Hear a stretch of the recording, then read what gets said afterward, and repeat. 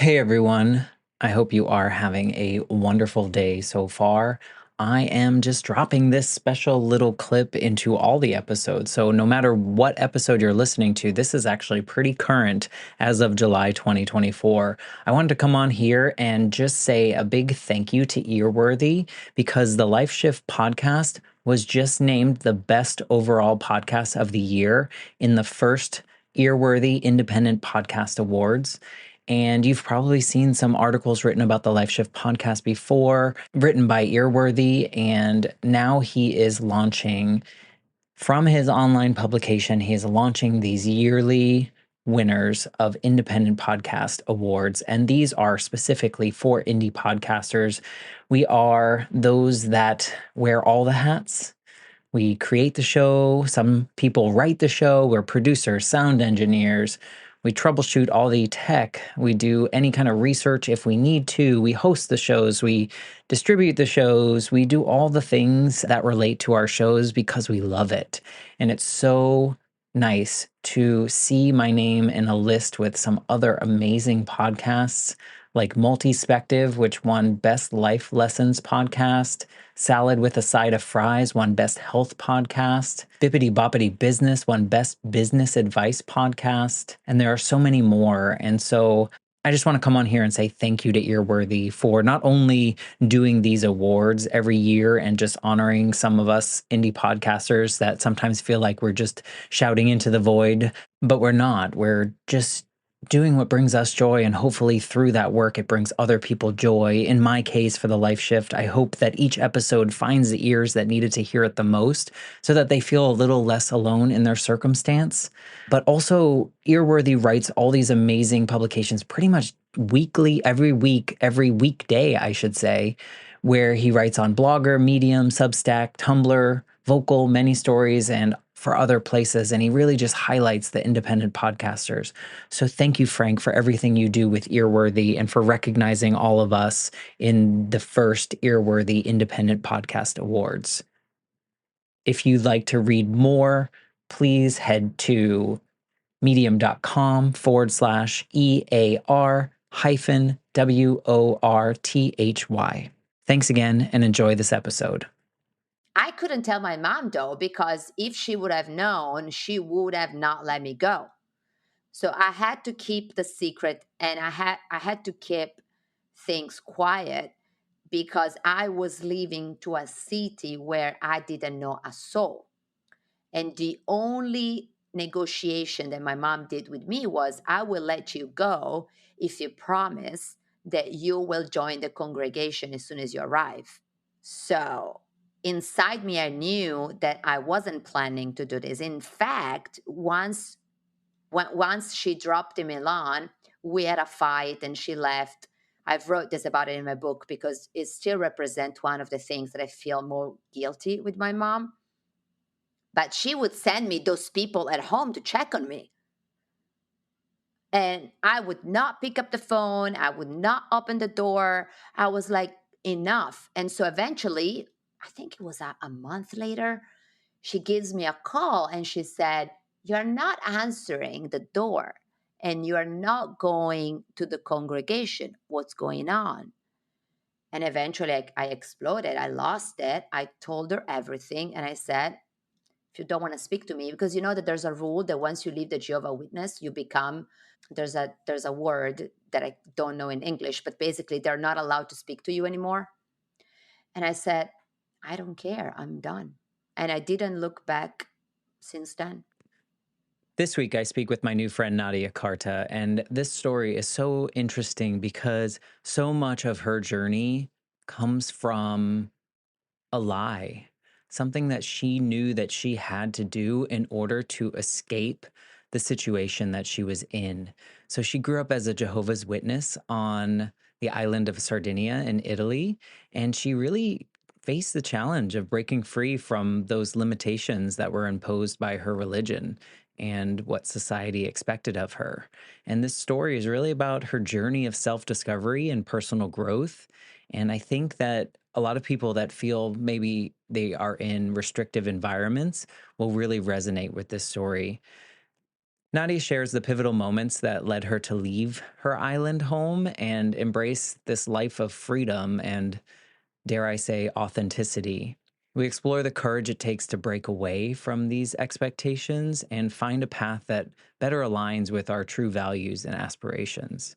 She also talks a lot about the power of manifesting her dreams, and she shares how envisioning those particular futures or dreams lead to that transformation that she's found. Before we get into the episode, I did want to thank my Patreon supporters, especially Brian, Sari, and Nick. All three of these people sponsor one episode a month, and that helps to go towards the production costs or any kind of improvements that I might be able to make for the podcast. As you know, I'm the only one doing this so far, and so any little bit of support can help. If you can't financially help, please share this episode with a friend.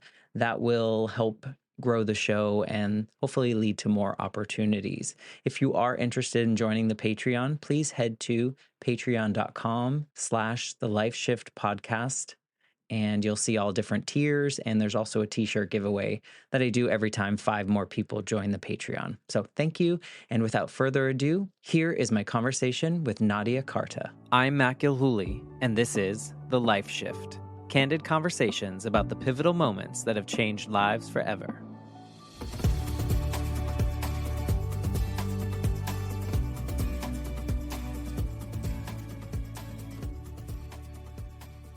Hello, my friends. Welcome to the Life Shift podcast. I am here with Nadia, and we've been talking for a little bit now. Hey, Nadia. Hi. Thank you for being my 8 millionth Google employee. We don't have a deal. No, I'm just kidding. We were talking. It's really like Google's a huge company, and now I've been able to talk to like more than a handful of people that work in your circle that you actually know. It's a small word. I mean, and I think it will make sense the more you tell your story, because all the people that I've talked to, I feel align with in your universe of the things that you gravitate towards and the things that they gravitate towards as well, especially former guest Adam. You two, I think, have a similar Yes. approach to certain things and belief in how you can make your world better. Yes, we can call it envisioning or manifesting or directing the energy.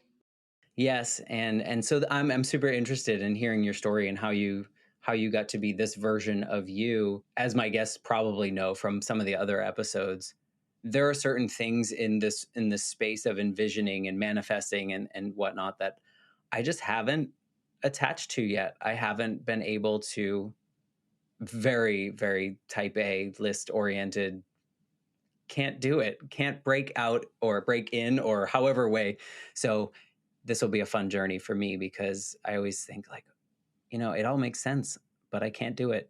And it's okay. Not everyone necessarily have to do it in the way that. Can you do it for me?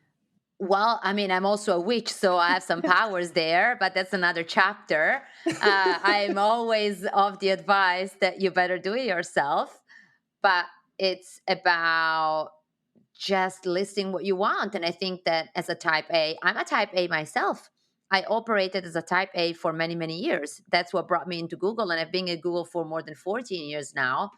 I believe that we call it in different ways. Business planning in itself, it's a form of envisioning, because what you do, you project how your company is going to go the following year.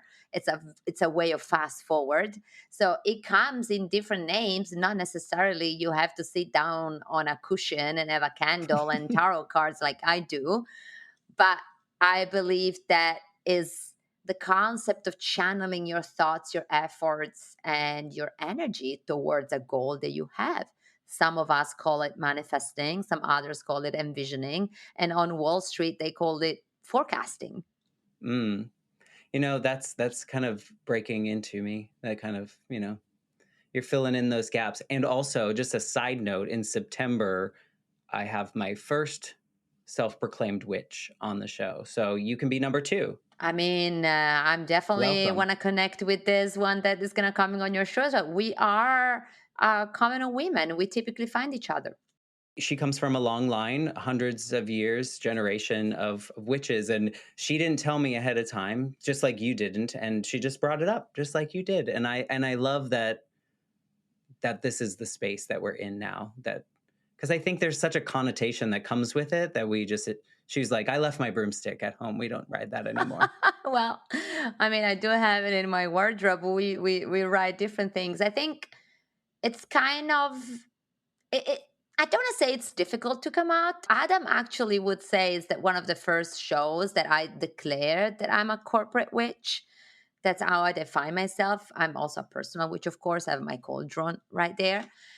It's eventually a way of using your forces and energies and your intuition when I'm in forums that are a little bit more serious and, let's say, less attuned with the concept of magic. I simply say that I'm a very intuitive person. I listen to my inner selves and I follow what my gut tells me. There's actually a book that I'm sure you've heard about it, the Thinking Slow and Act Fast. Can't remember. I mean, I have it here, the giant book. And one of the things that he writes in the book is that those abilities that we all have, every human has it. It's the ability to listen to those habits and abilities that are in our body. And we could call that magic eventually because your brain and your heart already knows and is able to foresee. And we could open a chapter about all of the science. I'm sure your listeners listens to Dr. Huberman. So who knows what is witchcraft and what is simply a next generation of our human species coming up. I agree. I honestly just think it's just my upbringing. I think it's society, American culture that does, like we've squashed a lot of things. And I think a lot of that is something I talk to a lot of people about. For me, is this checklist life, and like just very much like you need to succeed, you need to achieve, you need to do this, and this, and that will mean success. And it doesn't include any of these other things of leaning into any kind of intuition or any of those things for me, and at least in the space that I grew up. And so I love this, but that's not really what we're here to talk about today. So, but I think it's fascinating on what this proves to me, really, truly, is the Life Shift podcast has taught me also that there are so many more commonalities between all of us than there are differences, because I'm just meeting people that are so very similar that come from way different places in the world and different parts of the country, or wherever. And it's just, I guess it's really a great feeling to understand that, because before I just felt that there were very much just buckets of people and they were very othered. Yeah, I mean, I salute you for offering this type of space for your guests. I could have show up today on a gray suit and be very corporate and kind of boring and blue and gray and all of that. Instead, I decided to show up with a gold necklace and my pink feather because it's a Lion Gate portal day, is a day of absolute infinite abundance, and is a day for manifesting your dream, and is a day of pink and gold energy. And I said, why not bringing in it on Matt's show? Totally. But you're Thank you for offering that. that space. Some others would be, no, you have to be in line and you have to be the straight line But individual. who am I? Who am I to make the rules? I think that what I really truly, before we get into your story, what I really truly want from this show, if I could envision what comes from this show, is that people listening that maybe are a little bit more reserved or controlled of what they share with others, to feel more comfortable having a true and honest conversation with curious questions, with not pre-programmed, preconceived questions, and just feel open and able to do that is like truly my goal with this, because I think we're so like there's not a lot of people that aren't on podcasts that are actually having these conversations, but somehow we do it on I podcasts. mean, it's amazing. That's what society needs. We are entering a major astronomical shift. We are entering the age of Aquarius. And that means that we will see more and more people claiming back their communication styles, their way of being. We are done with societal uniforms that are imposed to everyone else. Thank you for saying that because I'm feeling it. I actually am feeling that. So, well, let's get to your story because I think that I'm super interested in hearing this journey and how you got to be where you are. So maybe I guess for context, maybe you can kind of paint the picture of what your life was like leading up to this moment we'll kind of talk about to give us that before and after. Yeah, well, thank you for asking him for the space. Where shall I begin? So, as you can tell from my accent, I am Italian, born and raised Italian, and specifically Sardinian. Sardinia is this beautiful island in the Mediterranean Sea, super gorgeous. A lot of Americans go every year. It's a bit of a flight until there, but you won't be let's say, negatively impressed because it's absolutely stellar. Think about Caribbean, very much the same with incredible food. So I got super privileged and lucky that I was born in this amazing place. The downside of being born in a small island is that opportunities are very limited, and especially when it's winter time, when all of the tourists go away. This is an island that normally has 2 million people in winter time, so you can imagine that the job availability and what is possible to achieve is somehow presents somehow some limitation. Anyhow, given this context to basically position where I was when I was 18, right? So imagine as a teenager seeing the word that was presented to me. And additionally, I was a teenager raised in a very restrictive religious community. My mom, when she was in life, she was a very fond Jehovah Witness, and so she raised myself and my sibling as part of the community in a very, very restrictive way. And so what happened is that when I turned 18 and I had to decide what to do for college and basically what was my future? Was I to stay in the island as part of this restrictive community with my path already chartered, which was getting married in the community, make children? And if people listening to this knows a little bit about them, women don't have a privileged stage in those communities. It's all about men leading and speaking. So very probably contrary to which were my beliefs. Or decide to break free. Before you made that decision, did you have a lot of exposure to the opportunity and you were just longing for that, or were you just very much did you buy into the environment that you were in and very much feel that way, or were you always like no way? Yeah, such a powerful question you're asking me straight on, Matt. I wrote about this in my memoir. I just finished writing my memoir. Congrats. And thank you. It was a bit of a cathartic moment. Listen, here's the thing. And I'm going to say this for everyone that is also listening that is part of those community. When I was in the community, I was one of the most zealous people. I was number one in preparation. I was number one in preaching. As you might know, the Jehovah Witness put all of the people since you're very young, since you're 6 years old, through a very thorough sales education because literally you have to go door to door and sell Jesus. And so you need to Right. learn how to be a great public speaker. You need to do how to do objection handling. You need to do what persistence mean.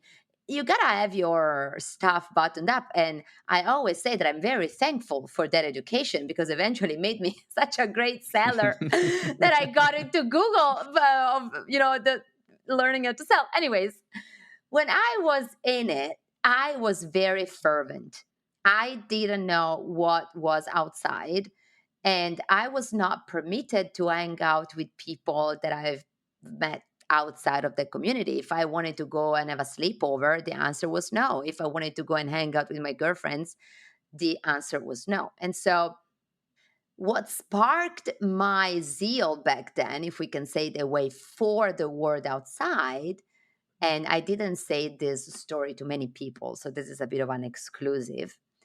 I wrote it in my memoir, but I didn't declare it very often. Is that when I was 17, like, I was not 18 yet, I was still in my college. I started computer programming, and one day my professor asked my mom to buy me a Commodore 64, for those Mm. of you that have memory about that. And because I was an extremely amazing student, my family was not wealthy at all. We were very, I always had food on the table, but let's say I didn't have things to splurge on. But my mom was very fond of me having a top-notch education, and so she bought me that Commodore 64. And she connected it to the internet. I was one of the first girls in my class that had access to the internet. And so back in the days, right, we're talking about 1996. I'm 41 this year, so I'm not afraid of saying it. So more than 20 years It's ago, a good age. I think it's amazing. I mean, I don't even. I had fun at 41. Oh, so you're 40 as well. I'm 42. Oh, that's amazing. I love that. And so back in the days, having internet was a big privilege. And during the night, I would tell my mom that I needed to stay up to do my coding homeworks. I used to code in COBOL, MS-DOS, so a lot of hours just making sure that my programs were clean. But what I was doing while coding is that I had a little window open connected to the internet. And what I was doing in that little window is that I was chatting with strangers. And so that was the first time in my life that I started having an alter ego and I started having a double personality. And so during the day, I was Nadia, the amazing student and the incredible Jehovah Witness and the perfect daughter. And then during the night, I had another personality on the web, meeting people, knowing people. And that's how I started to understand that I could have a different life. This is how I started to understand that I could go to college and that I could escape this restrictive community. And what happened next is kind of history because, I put together a scheme. Sadly, it implied that I had to lie to my mom and find a way to having her let me go to college in Milan, which is on the other side of the sea, 12 hours of navigation because we didn't have money to afford the plane. And on September 11, so the 9/11, the famous 9/11, I arrived in Milan. And that was the beginning of my new life and of my, I called it my second birthday because I was born a new person. Yeah, because I mean, you were starting a new life, but you were also did you count that as like leaving your religion as well? Was like leaving that island, leaving all of that behind, or did you bring any with you? So I was determined that the moment I was arriving in Milan, I would have cut the dead end. And one of the reason why is because through the internet, I had met a boy that had sparked an additional zeal in me. Was the first time that I was exposed to the concept of love and I was exposed to what could possibly mean to even have a relationship with someone.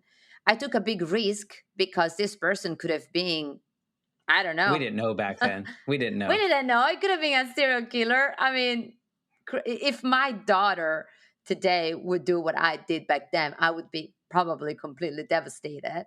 But anyways, it was different time. I couldn't tell my mom though, because if she would have known, she would have not let me go. So I had to keep the secret and I had to keep things quiet because I was leaving to a city where I didn't know a soul.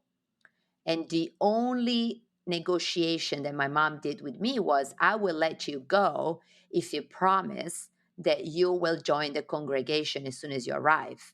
So inside me, I knew that I wasn't planning to do this. In fact, once she dropped in Milan, we had a fight and she left.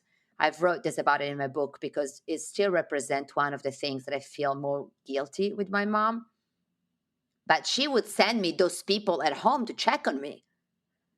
Oh, And I would not pick up the phone. I would not open the door. I was like, enough. And so eventually, I think it was a month later, She gives me a call and she said, "You're not answering the door and you're not going to the congregation. What's going on?"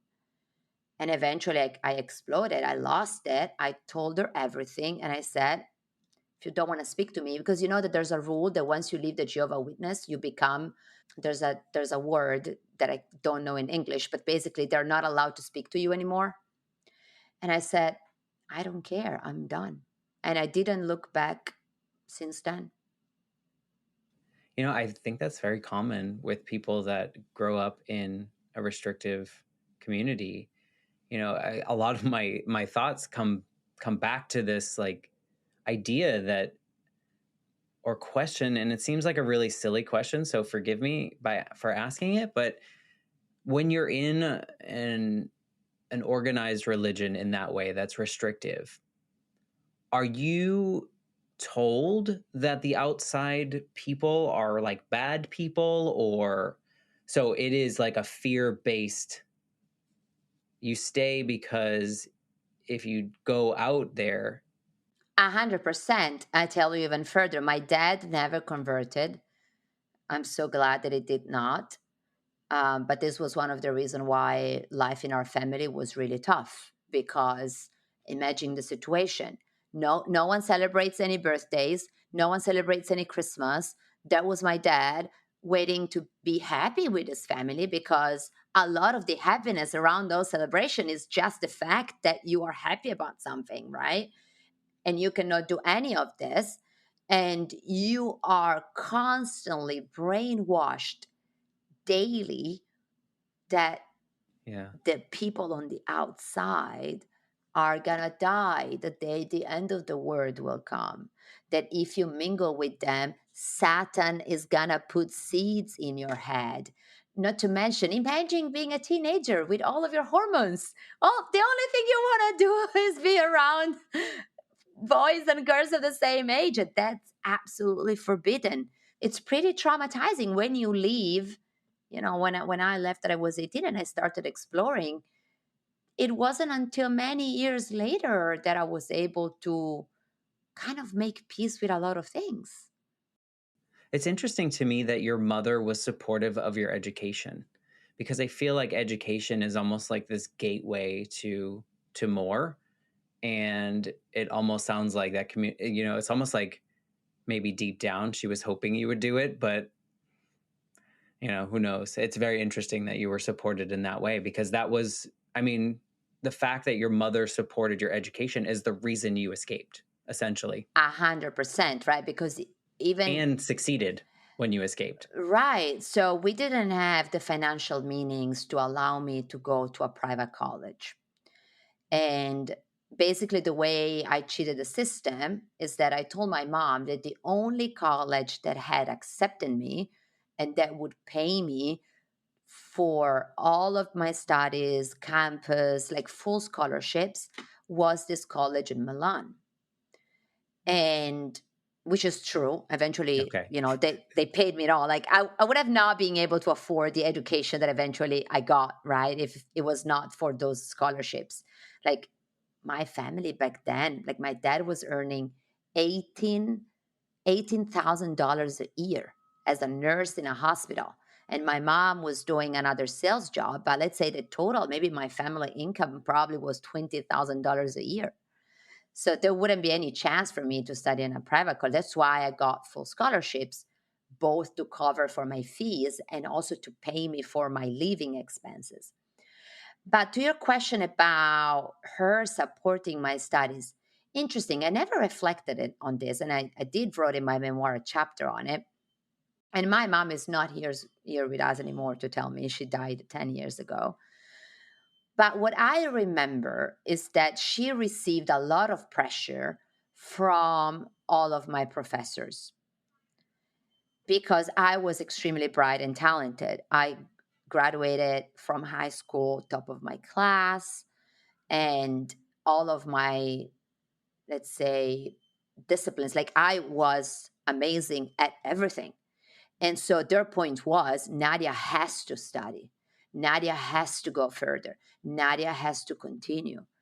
And so I think that with that pressure, my pressure, And remember, I was excellent during the day. I promised that I would have continued going to the congregation. I swore back then that I would have kept things as perfect. And I guess I was a very good liar, sadly.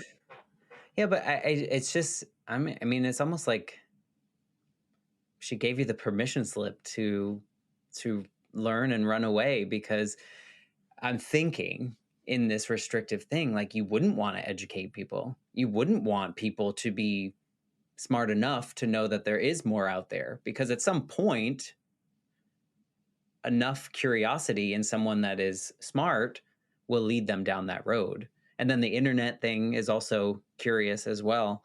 But I mean, it's fascinating that you literally started a brand new life, like something completely different. What was like? I'm imagining like that first day there. Was it culture shock? Was there something that like what Yeah. happened? Well, I mean, I'll tell you one thing. They're very sneaky because in the congregation, they never say they are not allowed to study.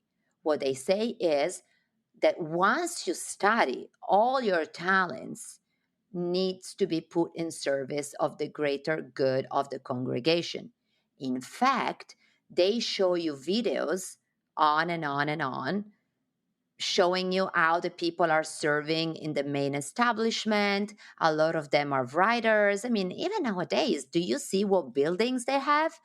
They run like a large corporation. Like all of those people have talents that they learn somewhere. Well, like you said, starting at 6. Yeah, I'm telling you, I was on a stage preaching in front of 200 people, and they would tell me if I was good with my eye contact, my gestures. They would even educate you on the structure of your speeches. So, from a framework, it was amazing. Amazing. So, how was my day when I left? Listen, double edge there, because not only I arrived in an environment that was a city. Milan is second biggest city in Italy, and I was coming from a little town of 12,000 people. So imagine from 12,000 to millions. I can imagine that because I moved from Orlando to near Aspen, and so the town was about just as big. There you go. So you see, like, I didn't like it. I mean, for me, I felt like I was a kid in a candy shop. Oh, I bet. Yeah. The first time I took the subway, I was like, what is this? I can go everywhere I go without asking anyone to schlep me up and down. That's awesome. So there was that I wasn't scared because I've always aspired about having something more. And throughout my life, I actually continue moving several times. I moved to Dublin, I moved to Paris, I moved to New York. So it never scared me to be in an environment where I didn't know anything about. On the contrary, fueled me. But also, I didn't know a soul outside of that boy that I was dating back then. So From the internet. from the internet. So imagine, I was like, I only know a person that I met on the internet, and if they're not going to kill me, hopefully they're going to help me in this environment. So there was that. But somehow I was kind of ruthless and very risk tolerant. It was like, what can be worse than what I had in my in my home where I was restricted. And then the third is that this was a private college. Kids were coming to school in BMW. These were daughters and sons of entrepreneurs. These were very, very, very wealthy people. And imagine me, the first day I'm arriving to school, I'm seeing all these beautiful people. The girls looked out, they looked from magazine. They looked like Taylor Swift in college, wearing brands. I still remember one of the girls that eventually became my best friend. The first day was wearing this amazing jeans with a triangle on the back. And I still remember this detail. This was Guess Marciano. And I was like, what the heck is this? And there I was, the little girl coming from a town, from a religious community. My outlook was terrible. If I show you a picture from back then, you'll be like, what? And so all of this together for me was just an incredible adventure. And yes, I was a little bit scared, but it never hindered my ability to perform. In fact, it fueled me because I wanted to be like everyone else. It was like maybe the first time you saw someone else and thought, "Oh, that's possible?" I mean, 100% back in Right. my I don't town. have to marry whoever. Yes, and I mean, back in my town, I couldn't wear short skirts, and everyone was going to school like were going to a club.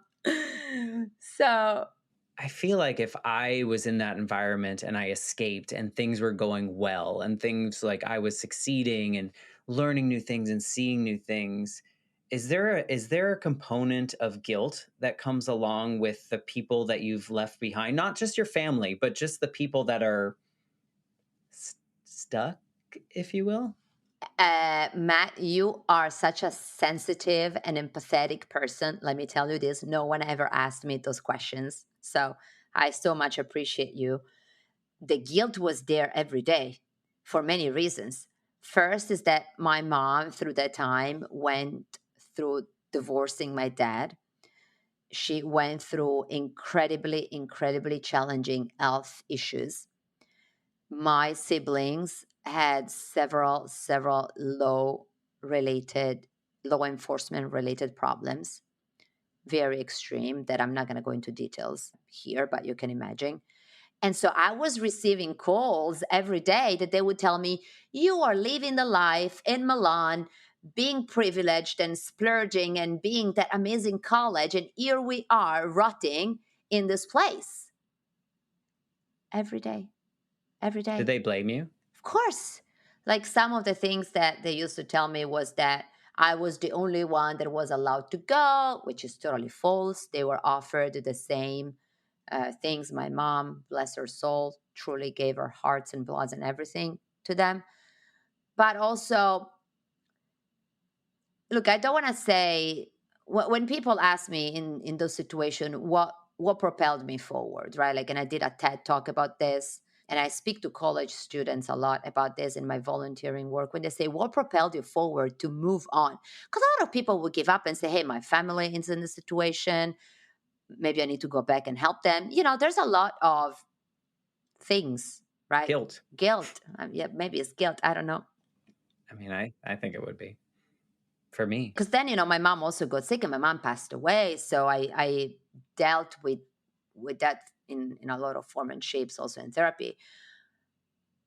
What I eventually landed on is that I was brought into this planet with a mission.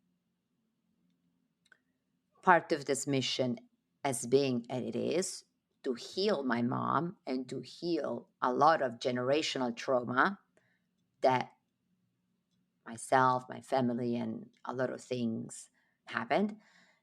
And that probably sense of self-preservation, that ambition kept me forward.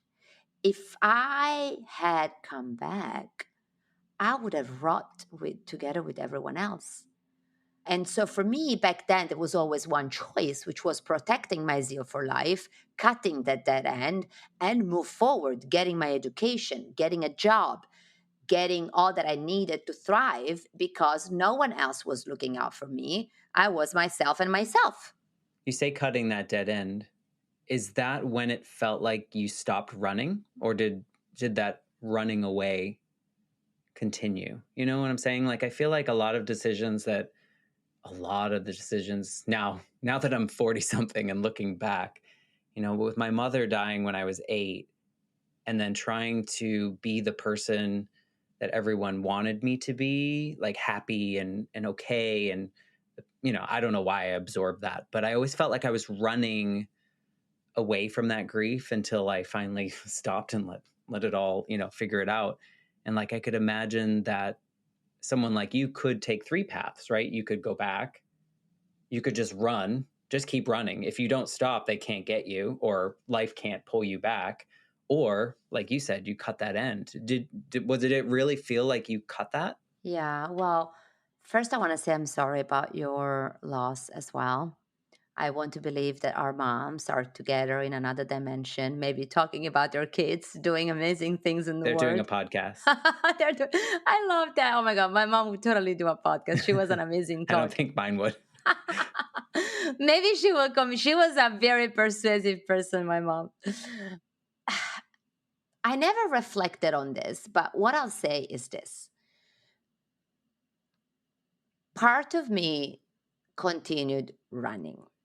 And I know that because, just to give you some data and facts, only in the past 13 years, I lived in four different cities. I changed 11 apartments. If I tell you how many miles and in how many places I traveled, you would not believe it. I literally compensated all that I didn't travel until 18. And I always felt that no place was large enough to contain me or to host me, if we want to use a better word. And mind you, I lived in the most amazing places. I lived in Paris. I traveled so much to London. I lived in Dublin, Madrid, you name it. Every European city at some point hosted me for some days. And I've had a lot. Google treated me very generously. I got promoted 5 times. I had any possible responsibility. I was exposed to any possible work stream. My team adores me. My client adores me. I had a very fulfilling existence until now, right? Yet I was always looking for something. And only 2 years ago, 1 year after I arrived here in New York, I felt that I could settle and that I had found my purpose and that I'm now aligned with what I need to accomplish. And I'm at peace to the point that 2 years ago, I texted my dad for the first time after 20 years of not talking to him. So it is an interesting angle that you are prompting me there. I just, I've moved 35 times. I understand, in 42 years I've moved 35 times, and I think a lot of it was like searching for home, which it sounds very similar to you, in the sense that like you finally found a place where maybe you felt all the puzzles fit like almost right, whereas the other ones were like, I'm kind of putting this puzzle piece in here. It looks like it fits, but it doesn't quite fit yet.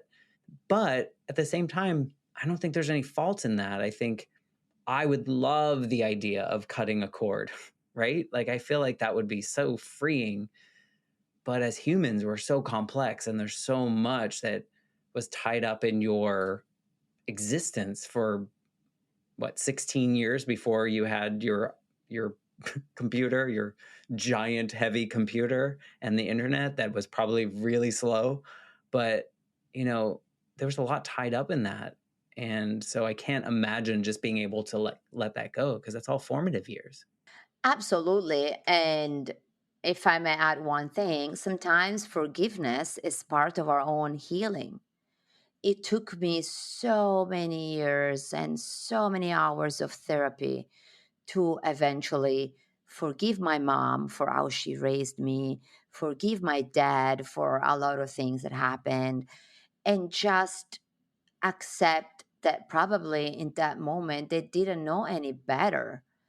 And that, even forgiving my young Nadia for how I behaved in certain circumstances with my mom, because she didn't know any better. And that's the only thing that was pulling her out and allowing her to create something that was larger than her life.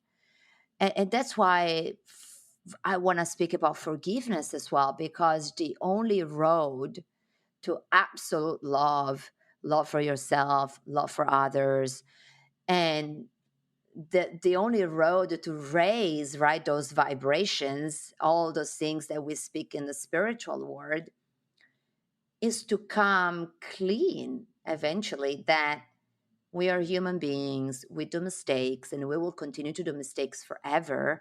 What you have are your best intention, and at some point you gotta look forward about what makes you happy, what fulfills you, what gives you joy.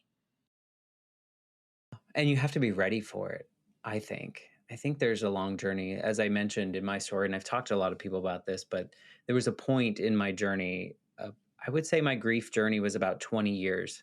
It took a really long time because the people around me were doing the best they knew how to do, but they didn't know how to do it, right? They didn't know how to help a child grieve the loss of a primary parent. Essentially, my parents were divorced, so I lived with my mom. And what happened is I was like things were happening at work and I was so miserable and like so I went to therapy to like talk through work. And what happened is I found this therapist after trying like 5 of them because let's put that out there that it takes a while to find the person that works for you. And we went through this conversation. She's like, you realize that everything that you've done since that moment, you've made as that 8-year old. You've made all those decisions out of fear of abandonment, fear of people, not accepting whatever.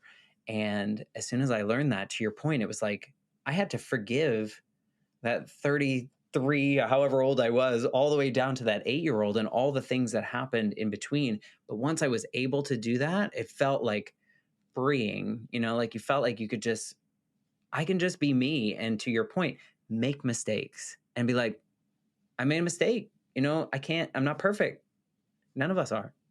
So, but yeah, there's a lot of self forgiveness that has to come with that journey. But I don't think that we can do it until we're ready to do it. 100%. And it's fascinating that your age, that you were 8 back then, especially today on this portal, 8, but that's another conversation. Look, you are so right because you cannot rush processes that needs to happen in the way they are designed to happen. I believe that there's a reason why I landed in New York 3 years ago and not before. I actually joke with my husband a lot about this because I said to him, "What would happen if when we were in Dublin, we would have come to New York rather than going back to Milan?" And yet I think about it, and there was a reason why I had to go back to Milan. There was a reason why I had to go to Paris. Everything has a reason, and it's up to us to educate our thoughts and our brain and to recognize the cues that life is giving us. And many times I wished I've had a different upbringing.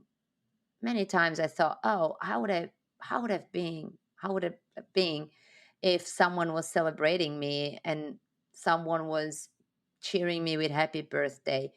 Would I be the same Nadia that I am today? Probably not. And look at me now. I'm turning 41. I was able to found a movement. I inspire thousands of people around the world. Every day, someone messaged me to say, Nadia, with that word you said, you encouraged me to move forward. Every day, I have the ability to help someone heal.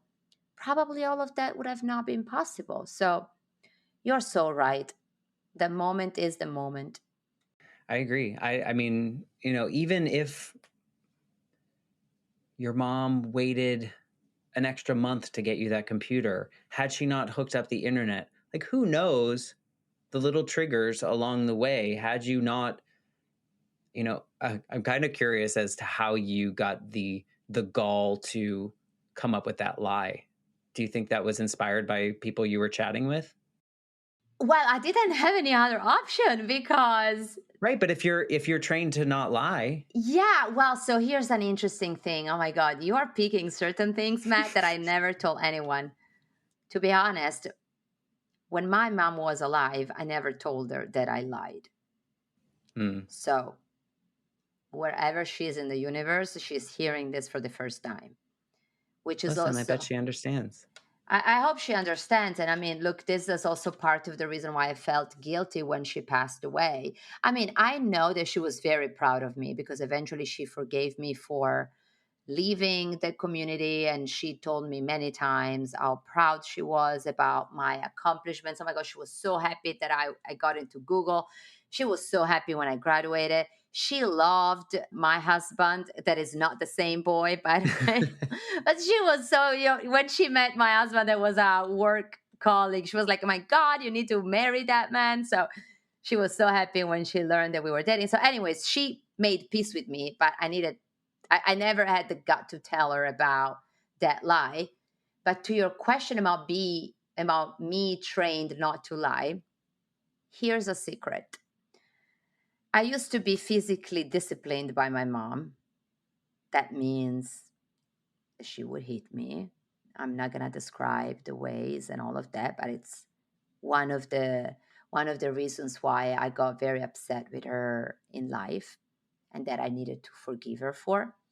But anyways, the only reason why she would hit me is because of my lies. Because she would catch me lying many times.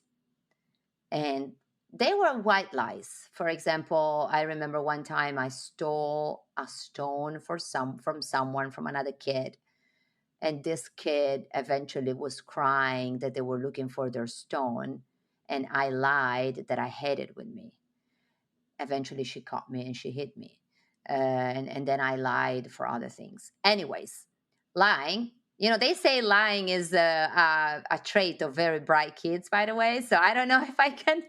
You're just creative. Maybe I was just creative, but so lying eventually was my thing. And what got me that lie is that the boy that I was chatting with said, one of the colleges that you could sign up for is this private college where my sister goes. And I was like, wow, I would love to study those disciplines. It was about marketing and communication. And I was very fed up with coding and tech, and I wanted to branch free. And as I said, these people would pay me an incredible amount of money just to be one of their students, because also I was part of the underrepresented people. I was from an island, I was from a lower, class. And so they wanted to encourage bright kids like me to be there. So that's how it went on the lying part. It's so interesting that you were just a good liar. You were just conditioned to do that. You said that you had the dedication to your religion or your community. Did you really, or were you just acting it out because you knew you could do it really well? That's another very interesting question. Look, what I remember, because also a lot of the memories are so faded. When I was writing my memoir, I actually went back also to people and I said, when I was there, my two of my aunts, so two of my mom's sisters are still very fervent members of the community. One is a little bit more open, so she still speaks to me and all that. The other one is a little bit more extreme, so we don't have a lot of relationship. But what I remember is that from the age, let's say at age 13, 14, that's when I started to put things in question. Like until that point, for me was unconditional love. I was like, these are the rules. I'm just going to follow. I'm just going to do. And that around age 14, that's when I started to playing with lies. I remember I gave my first kiss at age 15 to a guy that was not in the community. I was doing little escapes with my girlfriends. But because I was so good, and we could say that selling is also an art in that regard, because I was so good when I was showing up, I could get away with murder, if we want to say that way. When I was in the congregation, I was always extremely prepared. There's a lot of study that goes into the Jehovah's Witnesses. You need to be prepared with your papers. And I was always very disciplined from that regard. I'm a Virgo, so I take things very seriously. But you were just performing. I don't know that I was, right? I don't know. I don't Well, know. I mean, I only say that because of the way you described it, because you said you knew you could do it well, so you were going to do it well. Part of me, more than performing, I would say that I wanted to fit in. Okay. I wanted to be part of the group of younger that were the most respected.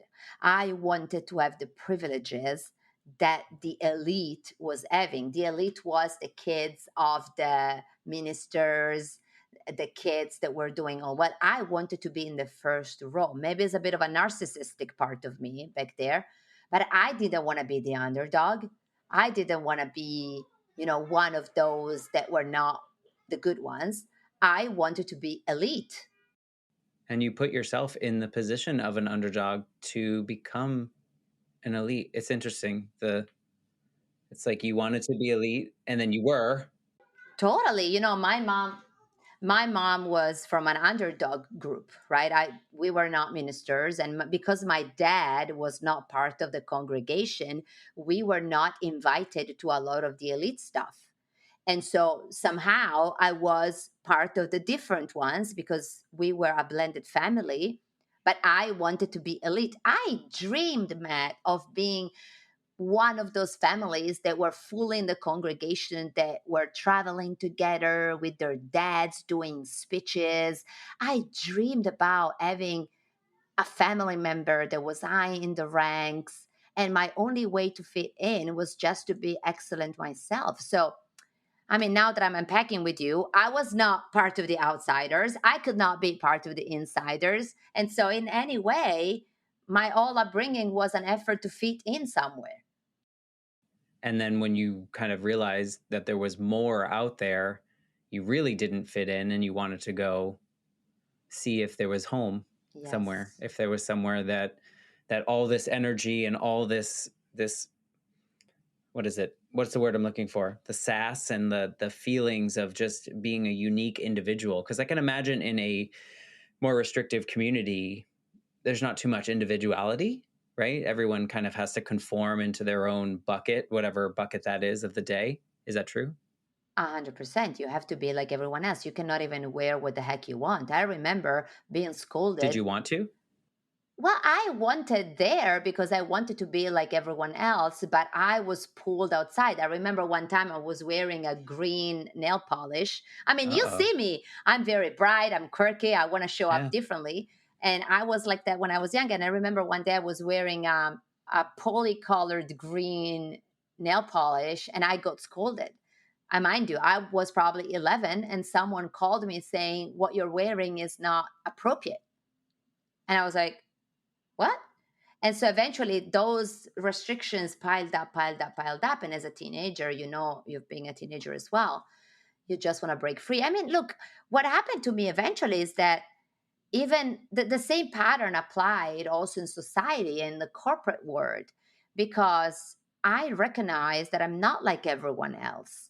I'm very different in all my quirkiness and energetic zeal spirit. And I just want to have the freedom to be who I am. I think that's to celebrate. And I think that's maybe why you are the way you are. I think there's probably some element that comes with that in the fact that, I could imagine if I was told growing up that I have to be this and this is all I can be, then that's the last thing I want to do. If you have a brain that that is allowed to expand. But a lot of people don't. I think a lot of people are stuck in that. And then, all these little pieces, these little drops, which one do you think is the most like which one do you think was the trigger that really changed your life?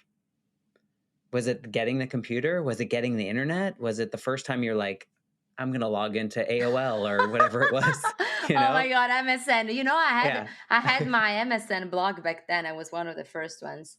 Oh my god, you're so good at asking those questions, Matt. Let me tell you this. I do a lot of public speaking, and I did a speech in a college here in New Jersey to 200 students. I did a Spark Your Zeal speech, and one of the girls approached me at the end and asked me this question, because this speech was about my life and all of it, was about inspiring college students to aim for more and all of it. And this girl came to me and she said, "Nadia, what would you say sparked your zeal at the very beginning of your life? What was it?" And she said the same. She said, "Was it the Commodore 64? Was it internet?" And here's how I responded, Matt, and how I'm making sense of all this. Because look, a lot I'm also unpacking myself. I mean, Oh, I bet. I've been trying to give answers to myself about how things went. And I will not cry saying this, and you're not going to cry too, but maybe some people listening to it will. I firmly believe that technology, so the internet, the Commodore 64, and what happened those nights, were a mean to an end, because the only thing that I was always craving, and that I continue to crave and I continue to encourage people to find, was love. And, my mom had me that she was very young. She was 21. She had two other children very quickly. And she never was one of those mom that would hug you and squeeze you and kiss you. She was very detached. Back in the days, there was a different parenting style. And even when she passed away, she had a very deadly cancer. I assisted her in her last years of life. It was excruciating. Even then, she never said, I love you. And, now at my age, I'm obsessed in trying to find traces of her love. I don't have a letter, I don't have an email. I'm like, and 2 years ago, I did an esoteric session in Boulder at the Star House. And I was accompanied by a medium, one of those things that we witches would do. And eventually she came. She came and she looked at me and she said, "You are loved." And she kept repeating this so many times. And so, what I say today, and what I made the signature of my mission in the world, is this quest for love that eventually sparked my zeal back then, through the internet, through the Commodore 64, and through the people that I was meeting. And that still today, I'm on a mission for people to understand and build that the only love that we can truly access is the love for ourselves. But it takes a long journey to figure that out for a lot of people, for a lot of us, I guess. And, For everyone, me included, Matt. yeah, I mean, you explaining this now, every search, everything that you explained in your upbringing, the great performances, doing well at school, it all makes sense. It's all something that I did as well. Like I became a good student. Before my mom died, I was smart, but I was like, I don't care, and then it was like A plus, like I had to get A's because I always felt that I would not be loved, or someone else would leave, because my tiny brain, my mom abandoned me by dying. And I thought if I didn't perform well, love would not be there. And so all of the explanations that you've given through like this lens of your life, that one thing makes sense now to me. It resonates with me because of my own experience. And I think truly, I do think that's the power of storytelling, is that your story is unique to you. I don't think there are many people that have a very similar story to you, but something about your story validated mine. And that's why I love this show so much, because I didn't know that when I started this, that this would truly just be like such a healing journey for me.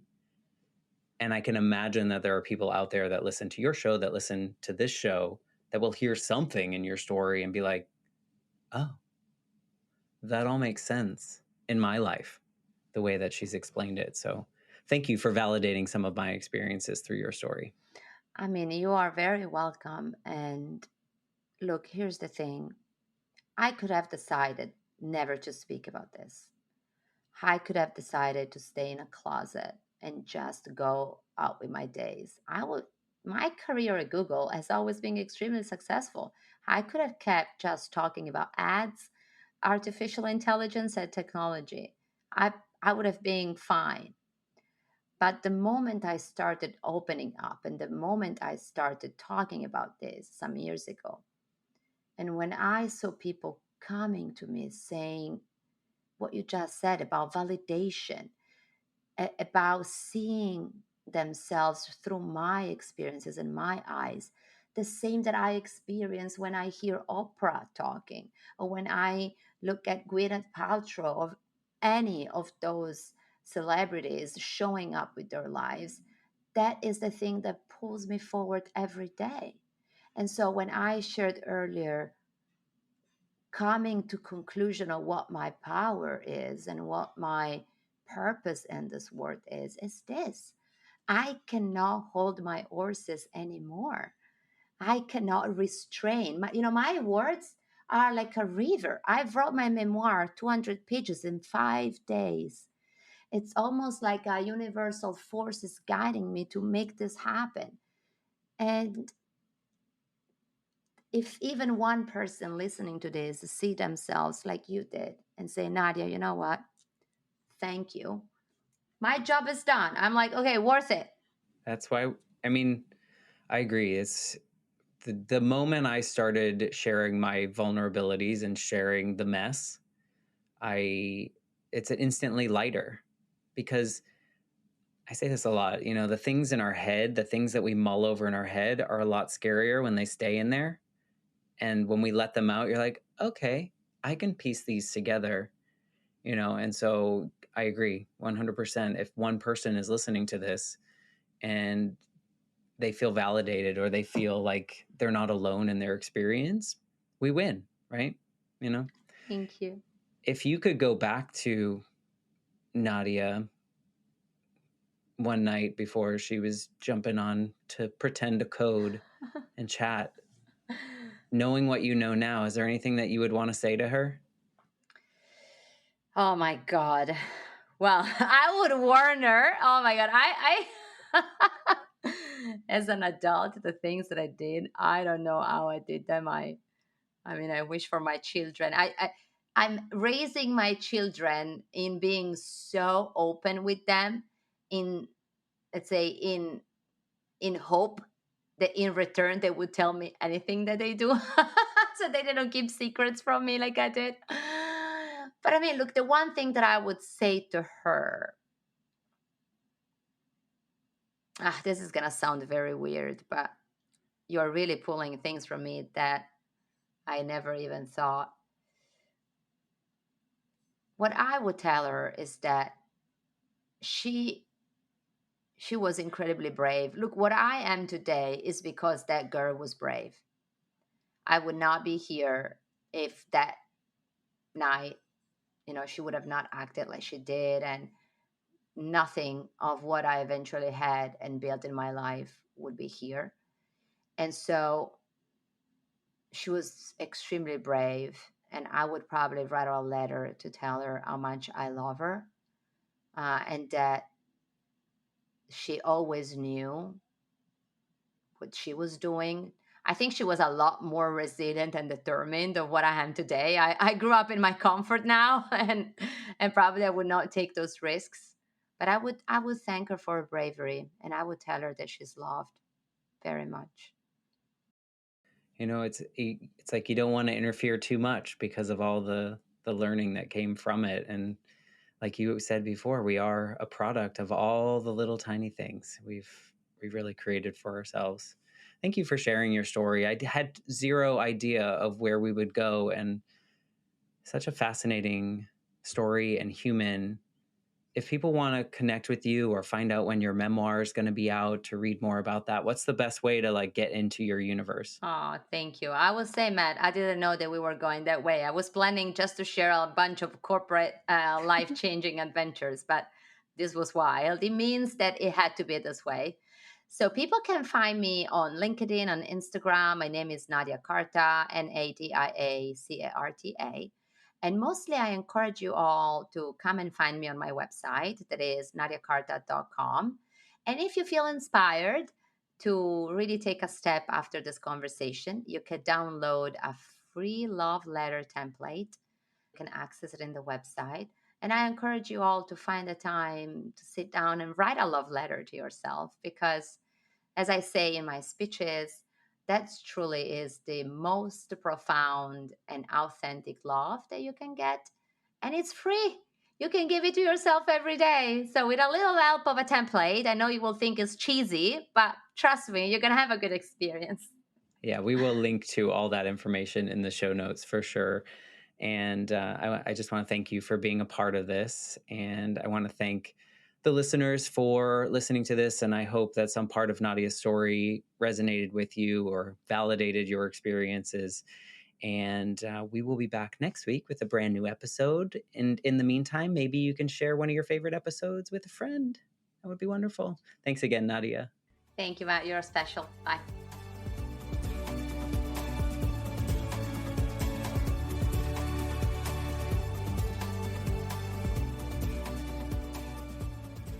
For more information, please visit www.thelifeshiftpodcast.com.